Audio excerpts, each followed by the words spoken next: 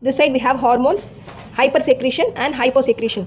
So what is the meaning of hypersecretion? There is a normal range for everything in the body. You have normal temperature, normal clotting time, bleeding time. Same way the hormones should also be secreted according to the body needs. If the secretion is more than the normal, that is called as hypersecretion. That is too much of secretion or increased secretion of the gland is called as hypersecretion. Meaning of hyper is increased secretion or secretion which is above the normal.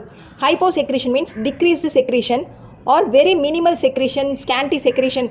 So these are all the diseases or conditions due to hypersecretion and hyposecretion. First you have growth hormone.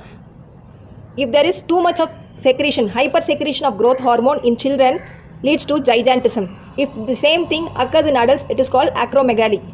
Hyposecretion, that is decreased secretion of growth hormone, is called as dwarfism. Next hormone, thyroid, T3 and T4. Graves' disease, hypersecretion leads to Graves' disease or exophthalmic goiter, thyroiditis. And hyposecretion, that is decreased secretion, leads to goiter. Cretinism in case of infants. In child it is called as cretinism. In adult it is called myxedema. Pancreas, this gland secretes insulin.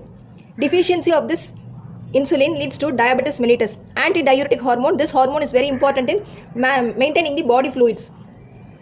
So deficiency of this secretion leads to diabetes insipidus. Parathyroids, if it is increased secretion, hyperparathyroidism, and decreased secretion leads to hypoparathyroidism. Adrenal cortex, generally called as corticoids.